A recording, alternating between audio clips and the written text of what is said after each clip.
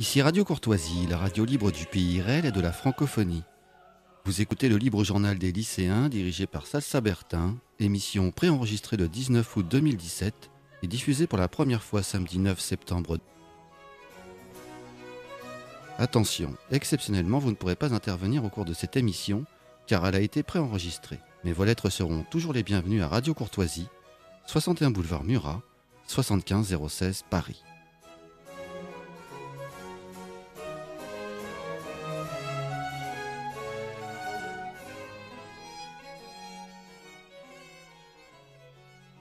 Amis auditeurs, bonjour, en votre compagnie Salsa Bertin pour cette émission de rentrée où je vous embarque. Je vous embarque avec moi, on va prier pour que le vent soit dans les voiles et nous allons partir faire le tour du monde. Nous n'allons pas partir tout seuls, nous allons partir avec un sacré capitaine et son fils de Saint-Jacques-de-Compostelle à Saint-Jacques-de-Compostelle et nous allons embarquer avec un autre privilégié qui s'appelle Marie. Ave Maria stella de mater arma atque semper virgo Felix celi porta sum enzelo d'ave Gabrieli sore funda nos in pace Mundanze venome solve vinclareis profer lumen cesis alla nostra belle bona cumta poche mostrate se matre suman per te preces qui pro nobis natus tolites etus virgo singularis inter omnes mitis nos curbis solutos mites facet castos vitam presta pura iter paratutum videntes Iesu semper coretemur sit laus Deo Patri sumo Christo decus Spiritui Sancto tribus honorum nos. Amen. Voilà, l'hôte qui va faire le tour du monde et pèleriner, c'est la Vierge Marie, vous l'avez compris, amis auditeurs. Et j'ai le plaisir de recevoir l'aventurier que j'avais déjà reçu il y a quelques mois, qui est Régis de la Turmulière, et cette fois accompagné d'un moussaillon qui est son fils, qui est Edgar. Bonjour Régis, bonjour Edgar. Bonjour Salsa. Bon, merci d'être là tous les deux. Il faut profiter, nous sommes en août, le dernier tiers du mois d'août, voilà, et la fin des vacances s'annonce. Et pour vous, ce n'est pas la fin, mais le début d'un périple, un grand pèlerinage autour du monde. Il faut profiter de votre présence parce que ça y est, vous embarquez aux alentours du 8 ou 9 septembre, au moment où cette émission sera diffusée. Alors Régis, vous étiez venu nous raconter votre tour du monde pendant 8 ans avec votre femme, votre fils, sur votre bateau ou vos bateaux, vos voiliers. Et puis, vous me disiez que ça y est, c'était terminé, la voile, que vous étiez installé en semi-autonomie, très très loin, au fin fond de la France, dans une ferme, et que, bon voilà, c'était une autre vie qui commençait, une vie assez aventureuse, ceci dit. Et puis, aux surprises, en quelques semaines, retournement de situation, et à nouveau, un grand départ en voilier autour du monde. Et alors, pour nous accompagner, le vent des Sables d'Olonne et un petit goût de vent des Globes aussi va nous accompagner par la magie du téléphone avec le père Vincent Autram, qui est Vincent Lautram. Père Vincent Lautram, vous êtes là ? Oui, bonjour. Voilà, bonjour mon père. Vous avez un lien très important avec ce pèlerinage, mais on va laisser déjà Régis nous parler de ce retournement de situation dans sa vie pour nous introduire cette belle aventure. Oui, bonjour mon père. Bonjour Régis. Oui, bah Ravi écoutez, de vous entendre. moi aussi je suis content de vous entendre. Voilà, bah écoutez, on a bien préparé le voilier cet été avec Marie à bord, Notre-Dame de Rocamadour. D'accord. Alors, elle est bien scellée parce qu'elle va faire le tour du monde, donc il faut qu'elle soit bien scellée. Et oui, et il faut bien expliquer déjà hein. aux auditeurs, alors maintenant, l'histoire de ce pèlerinage, comment est-on passé d'une ferme perdue fin fond de la France, en quelques semaines, un nouveau voyage autour du monde en bateau. Bah, c'est tout d'abord une série de rencontres providentielles. Voilà, c'est parti d'une idée de ma part d'entreprendre un pèlerinage un peu plus long que les autres. Moi, je suis éternellement attaché à Saint-Jacques-de-Compostelle pour y être allé plusieurs fois à pied, donc par le chemin du Puy, par le chemin de Vézelay, par le Camino Frances, par le Camino del Norte. Au printemps, au cœur de l'hiver, j'y suis allé aussi en voilier. Et voilà, l'idée, c'était de prolonger un peu l'esprit du pèlerinage autour du monde, de Saint-Jacques à Saint-Jacques. Et j'ai mis cette idée à une personne qui, par hasard, habite à quelques kilomètres de Rocamadour et qui m'a dit « Mais si tu pars en voilier, l'idée est géniale. Si tu pars comme ça en pèlerinage autour du monde, ça ne peut être qu'avec une passagère VIP, c'est Notre-Dame de Rocamadour, qui fait l'unité. En fait, c'est la Vierge qui fait l'unité sur la planète. Et en fait, c'est pas ton pèlerinage, ça sera le sien. Et ça a démarré comme ça. Et donc, c'est comme ça que voilà, on a tourné un premier teaser, une première vidéo pour exposer un peu le projet. Et très très rapidement, on a été contacté par le père Vincent Lautram qui a carrément créé l'aumônerie, arrêtez-moi si je me trompe, mon père, l'aumônerie du Vendée Globe en fait. Et qui étant curé des Sables d'Olonne, je deviens quelque part aussi curé du Vendée Globe. Et oui. Voilà. Et qui d'une grande aventure. Et voilà, et qui a accueilli donc Notre-Dame de Rocamadour durant tout le temps du Vendée Globe de façon extraordinaire aux Sables d'Olonne. Ça a été un moment, voilà, je pense que vous pouvez en parler mieux que moi parce que voilà, je crois que c'est quelque chose qui vous a beaucoup touché. Oui, alors, Père Vincent Lautram. Oui. Voilà, non, je vous redonne la parole parce que ça n'est pas facile quand on ne se voit pas. Voilà, c'est ça, je suis à Pont-Aven, fête maritime, il y a un peu de bruit autour de moi, de musique entre autres, c'est une belle fête bretonne. Ah oui, on entend, on a toute l'ambiance, hein, on se met vraiment, pour s'amariner un peu avec vous. Voilà. Alors on vous écoute parce que c'est une grande responsabilité que vous confiez à Régis de la Turmelière et à son bateau. Voilà, donc c'est par un concours complètement conduit par la Providence. La Vierge de Rocamadour est arrivée au Sable d'Olonne pour patronner tout cette 8e édition du Vendée Globe le 31 octobre dernier. Et puis elle a pu voyager par l'intermédiaire de la fameuse sportelle de Rocamadour, qui est comme la coquille Saint-Jacques des pèlerins de Saint-Jacques, donc chacun des navigateurs. La sportelle. La sportelle. Donc c'est une, si vous voulez, c'est comme une très grande médaille de la Vierge de Rocamadour, et donc chaque skipper a pu la recevoir. C'est dans les matériaux contemporains en époxy, et partir avec.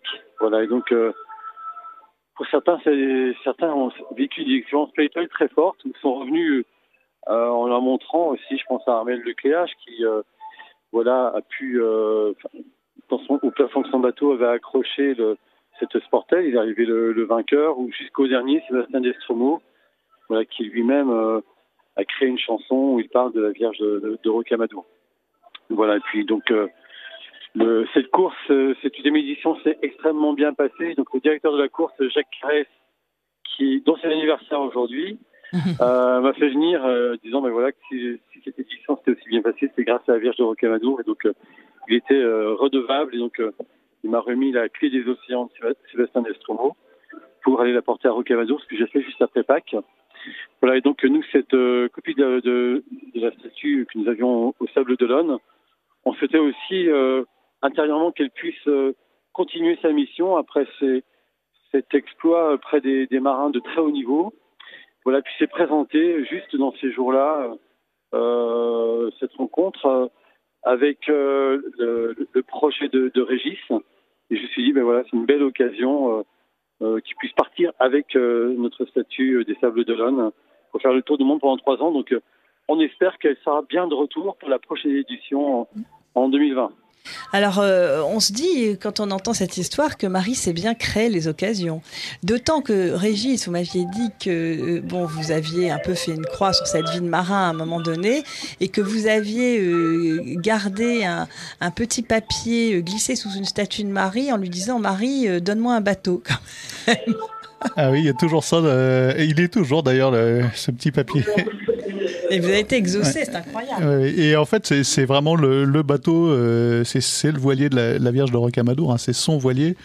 Moi, je ne suis que le chauffeur, en fait. Je suis le chauffeur VIP et voilà, toute la façon dont s'agence cette histoire, cette aventure, en fait, ce pèlerinage. Donc, c'est une aventure pour nous, hein, à part entière, parce qu'il va falloir prendre sur nous pendant 3 ans avec mon fils. Edgar, qui va nous raconter un peu. Donc, on s'éloigne, on quitte notre ferme, on va cheminer d'une manière dynamique, parce que 3 ans, c'est quand même assez court comme temps pour un tour du monde, pour aller à la rencontre, parce que le thème du voyage, c'est « Je viens prier chez vous ». Alors le jeu, c'est Marie, hein. C'est pas du tout moi qui viens prier chez. J'aurais pas du tout cette prétention de m'imposer chez les gens, mais c'est Marie qui va cheminer, qui est déjà attendue d'une façon incroyable, par exemple à Wallis et Futuna, puisque j'ai pu rencontrer une personne très haut placée là-bas qui était à Brest. Et qui m'a dit, mais c'est génial, on l'attend de pied ferme, on veut la voir, on va même lui coudre des vêtements locaux pour faire des processions organisées sur Marais, sur Lifou, sur Wallis, Futuna, donc des îles où on a assez peu accès en voilier finalement, parce que ce sont des coins tribaux, enfin ça reste assez fermé pour les voiliers de passage, même si les baies à Lifou par exemple sont magnifiques. Voilà, on n'est pas toujours super accueillis comme occidental, consommateur en voilier de passage. Oui, on comprend en fait, hein, on comprend parce que le voyage, c'est souvent devenu comme à la fin, comme on le vivait nous.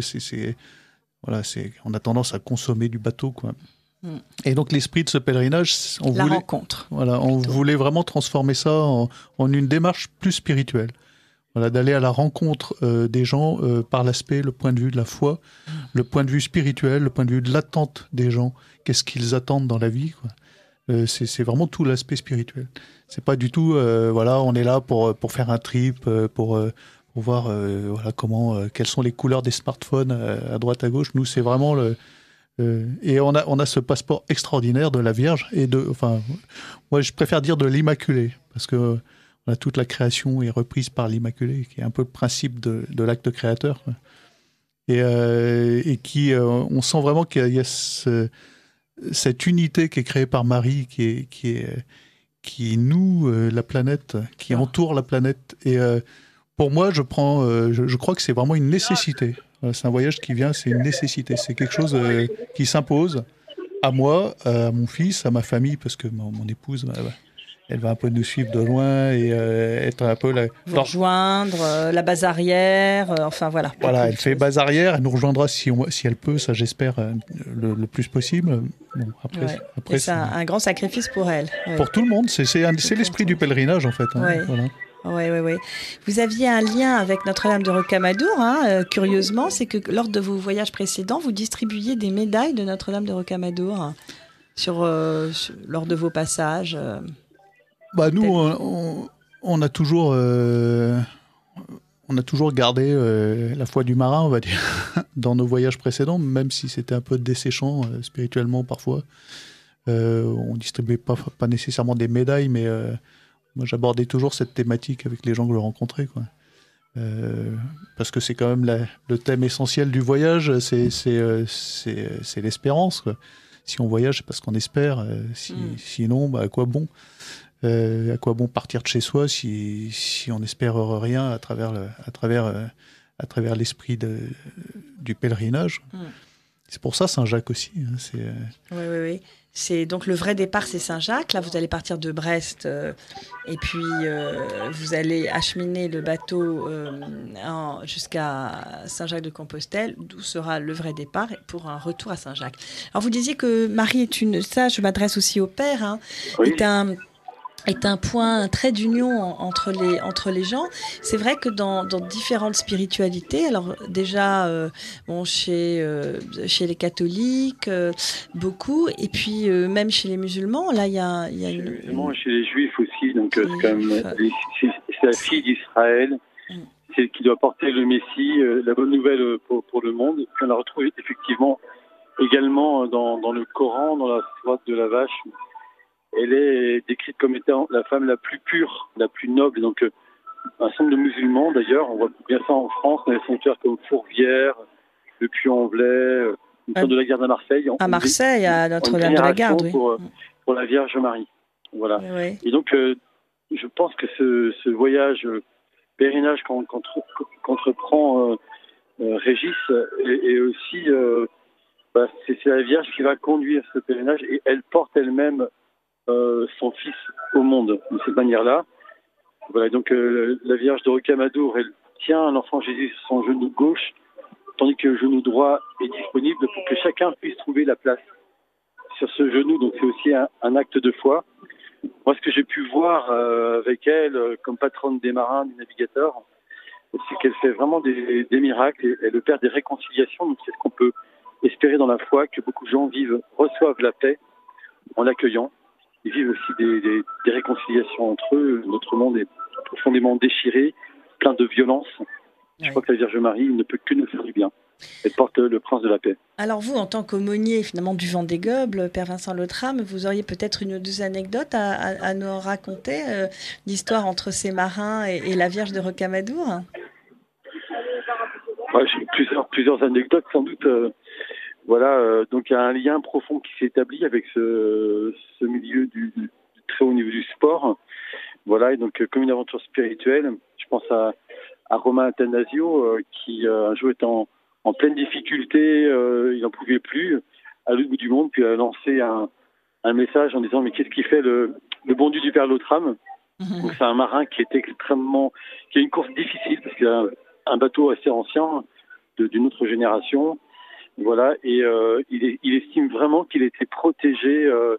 Il a pu finir son Vendée Globe. Il m'a dit j'ai vraiment fini ce Vendée Globe. C'est grâce à la Vierge de Rocamadour. Donc il m'a donné rendez-vous parce qu'il a des choses plus personnelles à me confier. Voilà, c'était je parle de Romain Attanasio, c'est un peu plus proche, mais d'autres comme Éric Bellion qui une fois qu'il est revenu de sa course, il a fait une très belle course avec des capes d'ailleurs. Il a eu cette grande délicatesse la veille de son départ de chercher mon numéro de téléphone pour remercier pour la Vierge de Rocamadour. Il m'a dit c'est sûr avec moi elle fera le tour du monde et c'est ce qu'il a fait alors que c'est quelqu'un un peu fragile au départ. Voilà. Donc en action de grâce, en revenant de son périple autour du monde, il est allé lui-même en pèlerinage à Rocamadour avec la Sportelle pour remercier la Vierge de Rocamadour. Ah oui, il y a des histoires fortes entre les marins et Marie, hein, l'étoile de la mer, Marie Stella. L'étoile de la mer. Ouais. C'est la stèle de la Marie. Ouais, c'est beau ça. Et alors, il y a un saint que j'ai découvert grâce à Régis, qui est Saint Amadour, alors que je ne connaissais pas du tout, mais qui serait bien utile voilà, c'est un saint qui pourrait lui donner un petit coup de main pour entreprendre ce pèlerinage de 3 ans sur son gros bateau. Oui, alors il s'agirait de Zachée, en fait, c'est Zachée monté sur son sycomore qui accueille Jésus chez lui. En fait, Jésus l'interpelle, lui dit c'est chez toi que je viens déjeuner ce midi, quoi. Alors que c'est un petit bonhomme, on le décrit comme une petite personne, puisqu'il est percepteur. Oui. Donc c'est tout lui. Très mal vu.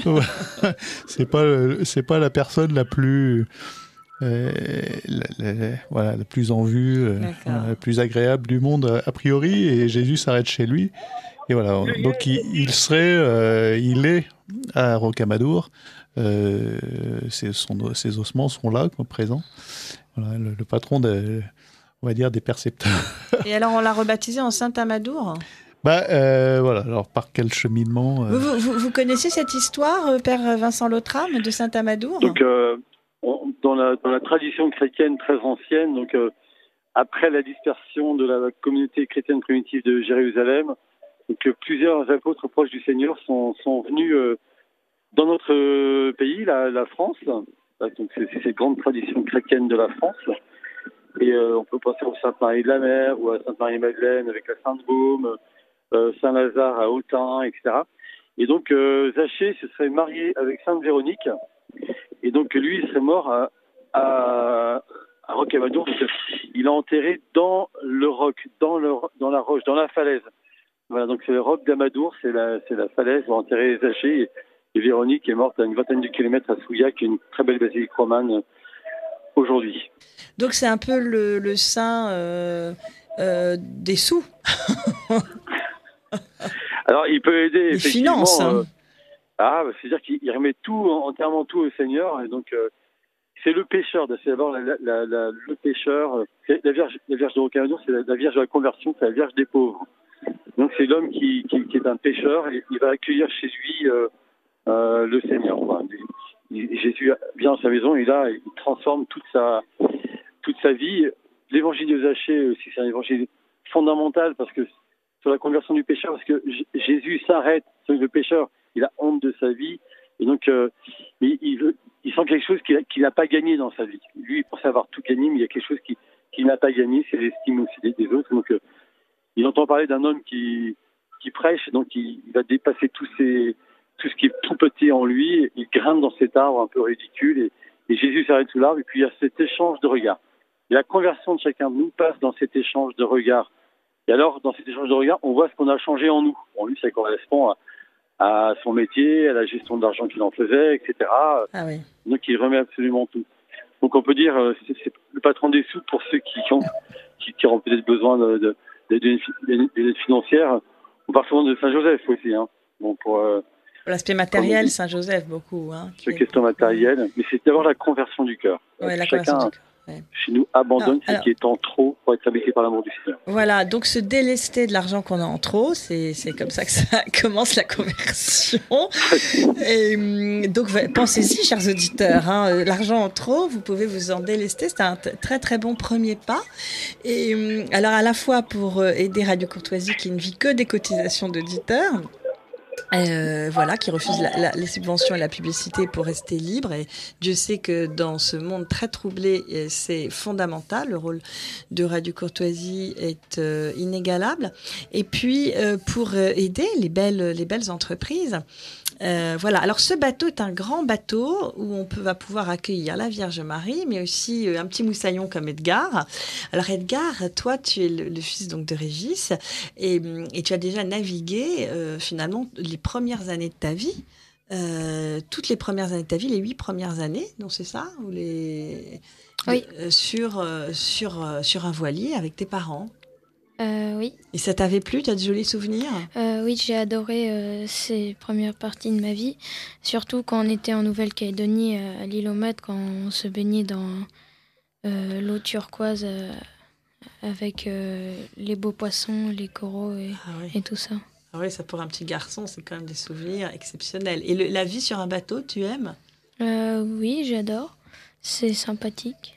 Ouais, c'est bien. Et alors là, quel âge as-tu maintenant? J'ai 13 ans. Bon, alors tu as passé 5 ans à terre, c'est ça? Oui. Et est-ce que la mer te manquait un petit peu? Oui, elle me manque un peu. C'est un peu énervant de ne pas pouvoir se baigner en Auvergne. Ah bah oui, c'est ça. C'est énervant de ne pas faire se baigner en Auvergne. Je comprends très bien, Edgar. Alors, et alors, quand ton père t'a parlé de ce projet, qu'en as-tu pensé? Bah, j'étais heureux, mais un peu triste que ma mère ne vienne pas avec nous. Ah oui, mais toi, tout de suite, il n'y a pas de problème, tu voulais embarquer? Oui, je voulais embarquer. Ah oui, d'accord. Et alors, 3 ans, ça ne te fait pas peur? Non, pas du tout. Et pour l'école? Bah, l'école, je vais faire ça avec mon père sur le bateau. Pendant 8 ans, déjà, tu avais bien étudié, tu avais le niveau quand tu es revenu à terre, d'ailleurs. Oui, j'ai raté un peu mon CE1, mais sinon, oui. Sinon, oui, hein. Ouais, ça se passe Oui, bien. oui, ça se passe très bien. Et puis voilà, donc là, on prépare des cours forcés de mathématiques et il sera parfaitement au niveau pour le brevet. Et, quand il reviendra. Voilà. Il a déjà commencé. De toute façon, les cours à distance, ça fonctionne extrêmement bien aujourd'hui. Hein. Ouais. Il a déjà entendu parler des sinus et des cosinus. Voilà. Et alors, tu vas être un petit matelot, tu vas être actif sur le bateau, tu vas jouer avec tes jeux, te mettre les doigts de pied en éventail sur le bateau. Oui, je vais être actif sur le bateau parce qu'on sera que 2 et peut-être des membres de l'association qui vont venir. Sinon, oui, je serai actif, oui. Alors, par exemple, sais-tu ce que tu vas faire ? Barrer, faire des quarts et voilà.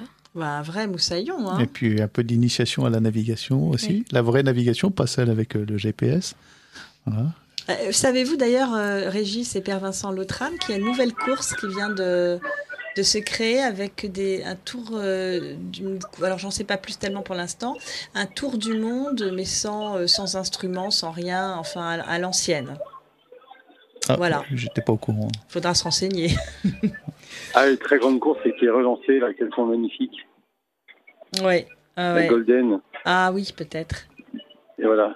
Sans électronique. Sans électronique, autant le Vendée Globe, c'est de très très haut niveau du sport, donc sans assistance, voilà. Mais c'est cette Golden, c'est une course, donc il n'y a pas d'électronique, donc on ne sait pas combien de temps ça va durer, donc c'est pareil, n'ont pas d'escale, et donc dans cette course, certains prévoient même, par exemple, des sachets avec des graines, des choses à faire pousser au cas où ça durerait plus longtemps. Pour pouvoir manger à bord, ils sont obligés de faire leur jardin. Ah ouais. Par exemple. C'est une très très belle aventure, ça. Un tour du monde sans escale, sans assistance et sans électronique, c'est un très très joli défi. Hein. La mer nous appelle à nous dépasser vraiment. Voilà. Et là, vous êtes à une jolie manifestation maritime. On entend l'ambiance, voilà, derrière vous. C'est une association de restauration du patrimoine maritime, qu'on appelle des vieux gréments. C'est un patrimoine extrêmement menacé aujourd'hui. Et donc, ici ou là, il y a des bénévoles qui créent ces associations pour choisir de sauver quelques bâtiments et puis donc qui financent aussi ces restaurations. Donc là, c'est la fête de la Belle Angèle qui existe depuis 17 ans maintenant. Là, autour d'un très beau bateau qui s'appelle la Belle Angèle. Voilà, donc il y a tout un ensemble d'autres bâtiments qui ont été pris en charge depuis. Donc c'est une fête maritime traditionnelle, une grande fête bretonne, avec tout ce qui va avec, évidemment la musique, les costumes, les poissons fumés au hêtre, les moules, les huîtres. Voilà, c'est très très parfumé, très coloré. Au fond de la Veine, à Pont-Aven, il y a un magnifique feu d'artifice qui est tiré le soir autour des gréements complètement déployés. Là, c'est absolument fabuleux. Ouais, et là, nous sommes le 19 août. Alors, l'émission est enregistrée le 19 août. Voilà. Alors, on peut dire un mot du bateau. Vous l'avez vu, le bateau de Régis, le bateau de la Vierge de l'Immaculée. Le bateau. Alors non, j'ai pas eu l'occasion de le voir, si ce n'est en photo. Donc, mais je me suis quand même renseigné sur le type de bateau. Donc, c'est un Warham, un très beau bateau anglais, qui semble plutôt bien adapté pour faire un peu le long des côtes, s'arrêter dans les ports, comme il n'y a pas trop de quilles non plus. Ça permet de bien approcher. Donc j'ai hâte de voir qu'il m'envoie quelques photos pour voir comment la statue va être mise à l'honneur. Voilà, donc hélas, je ne pourrai pas être au départ de Brest le 8 septembre, puisque ce sera aussi le pèlerinage des marins au sanctuaire de Rocamadour. Donc je me rendrai à Rocamadour en action de grâce pour le Vendée Globe, évidemment. Et je suivrai de près le périple. Et si j'ai l'occasion, j'espère pouvoir aussi participer à telle ou telle étape de ce périple. Alors, quand les auditeurs nous écouteront, Régis sera peut-être parti, parce que tout dépendra de la météo, bien sûr. Enfin, en tout cas, le départ est prévu en septembre. Voilà, à partir du 8 septembre, qui est une fête mariale, la naissance de la Vierge Marie. Voilà. Et le bateau, en fait, voilà, je peux en toucher un petit mot. Oui, on va parler de ce bateau, justement, qui est assez beau et qui est... Donc, c'est un catamaran, mais pas un catamaran au look moderne avec de l'électronique. C'est un voilier très typé façon pirogue polynésienne double, d'un architecte anglais ami de Bernard Moitessier pour les marins et les puristes, qui s'appelle James Warham. Ah oui. Donc ce voilier, on dirait vraiment, c'est un voilier très sobre visuellement et très très simple de conception, qui a une semelle d'échouage assez épaisse qui permet vraiment de s'approcher de rivages, de remonter des rivières. Il ne cale que 60 cm, il peut se poser dans de la granulométrie assez forte. Hein. C'est un voilier très rustique en même temps. Très très peu de tirant d'eau alors. Hein. Alors 60 cm, oui, ça passe vraiment partout. Hein. Ça cale rien du tout. Et en même temps, il a un gréement de Formule 40. Donc c'est un voilier qui est assez rapide, qui est assez dynamique à faire manœuvrer. Hein. On marche à 10, 12 nœuds. Donc, il n'y a pas énormément d'espace habitable parce que c'est des entrées d'eau très fines, c'est des coques en V, comme des pirogues, en fait. Ah oui. Donc, le bateau fait 12,50 m. Donc, à 2, 3, 4, on est assez à l'aise parce qu'il y a quand même une jolie cuisine, 3 jolies cabines, beaucoup d'espace de rangement, mais on ne peut pas le charger. C'est des bateaux qu'on ne charge pas. Voilà. Parce que, donc, moins habitable qu'un monocoque de la même taille. Je dirais pas ça parce qu'il y a un plan de pont énorme en fait. C'est grand, presque comme un demi-cours de tennis. Hein. Ça fait 12,50 m sur 6,70 m de large. C'est très grand quand même quand on est à un angle et qu'on regarde l'angle en face. Voilà, ça donne un sentiment d'espace. C'est très stable. C'est des bateaux qui ne tapent pas, contrairement à beaucoup de catamarans. Ah oui. Il n'y a pas la mer ne s'arrête pas entre les coques en fait. Les avants sont un petit peu tulipés, donc la mer passe par-dessus. Alors ça, c'est le marin qui parle. Moi, j'adore ça. J'aime beaucoup ce bateau. Et c'est vraiment... on ne pouvait pas trouver mieux pour héberger Marie. Quoi. Elle est centrale sur le pont. Alors, pour répondre au père Vincent de Lautram, elle a sa place dans la cabine à tribord. Donc, elle est en position centrale. Dès qu'on rentre, elle est là, elle est posée là en mer de façon très stable. Elle est calée entre la cuisine et le carré. Et elle a une place sur le pont qui lui est dédiée quand on arrive dans les ports, où elle sera vêtue et où elle recevra les visiteurs. Il y en a déjà beaucoup qui viennent à Brest, qui montent à bord, alors qu'ils sont intrigués par le bateau, par son nom, puisqu'il s'appelle le Maris Stella, mais en tahitien. Donc, alors ça donne en tahitien Fetia Note Moana, voilà, étoile de la mer. Et en fait, les Warham ont traditionnellement un nom tahitien. Donc ça s'imposait un petit peu. Et puis voilà. Donc il y a beaucoup de Tahitiens à Brest qui viennent, qui sont surpris, qui connaissent un peu l'esprit de ces bateaux-là, parce que c'est des voiliers qui sont très très adaptés à aller au Tuamotu, dans ces endroits avec très peu d'eau, dans les atolls. Voilà. Donc visuellement, c'est le bateau de la simplicité. C'est un bateau de pèlerinage. C'est un bateau. Il n'y a pas de congélateur, on a une électricité très simple à bord avec un minimum d'éclairage pour la nuit, avec juste qu'il faut, le pilote automatique. Oui, mais vous cherchez du matériel, vous avez eu des dons de matériel, c'est très important, mais vous cherchez encore certaines choses. Oui, en effet, il reste à armer un peu le bateau, notamment avec du matériel obligatoire. Alors, il nous manque encore, je dis ça pour nos auditeurs, il nous manque encore le radeau de survie. À l'époque, on disait classe 2, enfin le radeau de survie hauturier. Oui, c'est important, ça. La balise de détresse qui est obligatoire maintenant, on ne peut plus partir sans. Et puis peut-être un appareil comme un détecteur de radar, ça serait bienvenu à bord. Donc s'il y a des auditeurs marins qui ont ça en trop sur leur bateau qui ne servira pas et qui est encore valable pendant 3 ans, voilà, vous pouvez en faire. Ça permet de faire avancer Marie autour du monde en fait. Alors vous pouvez de toute façon pour cela ou m'écrire à moi à l'adresse salsa.radio comme une radio@yahoo.fr. Si vous voulez une réponse rapide. Autrement, il y a une adresse de l'association qui s'appelle Les Voiles de l'Immaculée, qui est... Alors, tout ça, c'est disponible sur un blog qui s'appelle Je viens prier chez vous, donc .blogspot.fr. Voilà. Et donc, il il y a un bulletin d'adhésion à l'association Les Voiles de l'Immaculée qui est disponible sur ce blog. Donc les adhérents, en fait, on leur donne un grade. Ils seront, suivant leur qualité d'adhérent, ils seront matelots, moussaillons. On a déjà quelques adhérents. On cherche des adhérents sur 3 ans qui participeront à l'aventure, qui pourront venir témoigner, qui pourront venir à bord, même très loin aux Philippines. Hein, bienvenue à bord pour un temps. Passer une semaine voilà. En étant un adhérent sérieux, tout à fait. Motivé. Voilà, et venir porter le message de... Si vous arrivez à trouver, par exemple, le radeau de survie et la balise, ou la balise et puis... le merveille, le détecteur de radar. Le détecteur de radar, bon, ça, voilà, vous aurez un bon statut. Et alors, pour venir se mettre sur le pèleriné avec Marie. Ah bon, on a eu des dons intéressants, la règle CRA, le compas de relèvement, des cartes, des choses comme ça. C'est très très bienvenu à bord. Un panneau solaire. Ça serait bienvenu. On en a un petit, voilà. Il faudra un panneau solaire, ce serait bien pour avoir plus d'électricité. Un petit en plus, voilà. Mais bon, voilà, c'est aussi nous, c'est un pèlerinage, donc il y a un esprit de pauvreté derrière. Moi, je paye beaucoup de ma personne.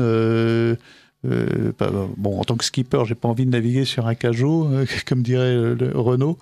Et donc c'est un beau bateau, il est en parfait état. J'y mets tout. Moi, je sais ce que c'est qu'un bateau, donc j'y mets tout ce que je possède en énergie et puis en argent aussi, il faut le dire. C'est vraiment l'esprit de faire avancer Marie, qu'elle aille. Voilà, il y a un prêtre ami m'a dit malheur à vous si vous n'allez pas au bout, parce que ce voyage, Marie doit l'accomplir, quoi. Le bateau lui appartient, le bateau vient d'elle. C'est vraiment des rencontres avec l'abbé Lotram, avec Jean-Noël René, qui est d'ailleurs le papa de la chanteuse, qui est président de l'association Les Voiles de l'Immaculée. La chanteuse qu'on entend au début de l'émission, qui chante Marie Stella. Absolument. En latin et sur une musique un peu bretonne, pardon. Mais voilà. Et Père Vincent Lotram, vous avez eu un peu vent de ce que pensent les marins de ce périple de Régis de la Turmelière et de Edgar avec Marie? Ouais, il y a eu ce principe des Vierges pèlerines il y a quelques années, donc il y a aussi une grande tradition sur les chemins de France, les chemins d'Europe particulièrement. Voilà, et donc par la mer, c'est la première fois que je vois une Vierge partir ainsi. C'est aussi quand même ça s'inscrit dans une longue tradition quand même, puisqu'un certain nombre de figures de proue étaient aussi des Vierges sculptées. Et, voilà, un des grands lieux des chapelles sanctuaires au Sable d'Olonne, c'est la chapelle Notre-Dame d'Espérance, où on a une figure de proue, c'est une vierge d'un bateau qui a coulé, donc tout l'équipage a été sauvé. Donc voilà, donc il y a cette grande tradition, et donc beaucoup de navigateurs, croyants ou pas d'ailleurs, parce que c'est aussi un monde un peu superstitieux, cachent quelque part dans l'intérieur du bateau une image de la Vierge, une petite statue de la Vierge. Voilà, mais là, qu'elle soit elle-même sur le pont et qu'elle aille visiter les peuples et les gens les plus pauvres, c'est une très belle initiative, et j'espère effectivement que tout va bien se passer et que les cœurs vont se transformer à son approche. Alors vous êtes un peu attendu. Alors vous êtes attendu à Wallis et Futuna, mais vous préparez un peu quelques étapes. Alors on aimerait aller. En fait, on va à la rencontre des plus pauvres. Nous les premiers, hein, c'est nous les pauvres, voilà. Mais on reste ouvert à toutes les rencontres, et en même temps, on aimerait, par exemple, visiter les points cœurs. Certains points cœurs comme celui de Cuba, celui en Uruguay, aux Philippines. Donc on a déjà quelques contacts pour aller rendre compte de ces jeunes qui font un service civique, je ne sais pas comment ça s'appelle, je crois que c'est ça, d'1 an au service des plus pauvres. Donc leur apporter la consolation de Marie, Notre-Dame de Rocamadour. Je sais qu'elle est attendue déjà. Voilà, des contacts ont déjà été pris par le président de l'association. Moi, je suis ouvert à ce que les auditeurs peuvent me proposer comme étape aussi. des étapes spirituelles. Alors après... Oui, justement, vous savez que nous avons des auditeurs dans le monde entier, hein, parce que c'est Radio Courtoisie, la radio de la francophonie. Alors, nous avons des adhérents qui nous envoient leurs cotisations du monde entier. Voilà, nous avons des oreilles un peu partout. Et peut-être serez-vous entendus pour organiser justement des escales un peu partout. Eh ben, génial. En fait, bon, il faut quand même que ce soit dans le sens des vents, puisque c'est un catamaran qui n'est pas tellement adapté à aller dans les 40e rugissants. Et voilà, on va plutôt rester dans la ceinture intertropicale et aller dans le régime des alizés. On va très peu remonter au vent. Donc voilà, tout ce qui est dans ce sens-là, toutes les rencontres qu'on pourra faire, qui seront proposées, sont bienvenues. Et c'est vraiment le sens de ce voyage, c'est la rencontre avec Marie comme unité et comme passeport, en fait. Voilà. Oui, très bien. Alors, Père Vincent Lautram, on va peut-être vous libérer parce que vous êtes... on ne voudrait pas vous faire manquer toute la fête voilà, de j'ai préparé Pont-Aven. la bénédiction d'un bateau très original, ici, un bateau ukrainien, une Tchaïka. C'est aussi notre aventure maritime, c'est parti de la mer Noire, descendu en Méditerranée, remonté par les canaux, arrivé sur la Manche, descendu ici en Bretagne. Donc demain il y a la bénédiction. Donc c'est un peuple aussi, donc ce sont des orthodoxes. C'est pour eux c'est très très important cette ils accrochent des icônes d'ailleurs de la Vierge et de Saint Nicolas essentiellement sur ce bateau. Donc j'ai préparé ça à l'instant. Ah oui. Merci beaucoup. Eh bien, merci en tout cas, hein, Père Vincent Lautram. Et puis, vous nous avez apporté les embruns bretons. Et voilà. Et puis, il y a aussi d'autres aventures qui se passent là-bas, d'autres aventures maritimes dont vous nous faites part. Et puis, j'espère qu'on se retrouvera pour le prochain Vendée Globe. Voilà, moi, la navigation m'est chère. Voilà, j'ai quelques années de navigation derrière moi aussi. Et j'aimerais beaucoup que nous puissions en reparler. Avec joie, c'est une aventure spirituelle que porte la paroisse sur tout l'ensemble du Vendée Globe jusqu'au retour du dernier. Donc j'espère qu'on nous retrouvera dans 3 ans. Oui, merci Père Vincent Lautram. À bientôt. À bientôt, mon père.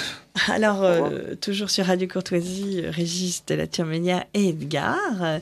Donc, le matelot de l'aventure sur le Fétia noté Moana. Bon, voilà. Fétia, étoile, Moana, mer. Voilà, étoile de la mer. Étoile de la mer, voilà. Donc, l'association organise, elle, à terre, éventuellement, la base arrière. Voilà, c'est exactement ça. Donc, cette association qui s'appelle Les Voiles de l'Immaculée. Voilà. Voilà, et c'est à elle qu'on peut s'adresser pendant le périple de 3 ans, tout en vous suivant sur Facebook ou sur J'irai prier chez vous, .blogpost, etc. C'est elle qu'on peut s'adresser pour adhérer à l'association, pour vous aider d'une manière ou d'une autre. À chaque adhésion, c'est des 1000 parcourus pour la Vierge Marie. Voilà, faut savoir que moi, j'ai pas du tout de fortune personnelle, que c'était un voyage totalement imprévu et impromptu, que je prends ça vraiment dans l'esprit du pèlerinage, voilà, à la grâce de Dieu. Quoi qu'il arrive, nous irons jusqu'au bout. En fait, les adhérents, ça permet les escales, ça permet les rencontres. Et voilà, ça permet... c'est Marie qui prend ça en main, qui chemine avec voilà, un pauvre skipper un peu catholique. On essaye. Et donc et vous vous sentez porté et pris par la main, hein, c'est ça. Mais complètement. L'idée qu'il faut retenir peut-être de cette aventure pèlerine, c'est cela. Alors moi je me dis pourquoi moi. Je me suis retrouvé à l'hôpital cet été. Ça m'était jamais arrivé. Je me suis dit peut-être qu'il faudrait que je cède ma place de skipper. Le bateau de toute façon doit partir. C'est cette nécessité-là. Donc peut-être que moi, je dois m'effacer. Et puis j'ai trouvé le bateau, je l'ai armé, je cède ma place. Puis voilà, donc j'ai repris un peu la forme, plutôt bien. Donc je pars et il n'est pas exclu. Voilà, on sait pas ce qui peut se passer. Voilà, pour le moment, l'équipage, donc le fixe à bord, c'est moi et Edgar, mon fils. Hein. Et voilà, c'est vraiment le... s'il faut s'effacer, je m'effacerai, il n'y a pas de problème.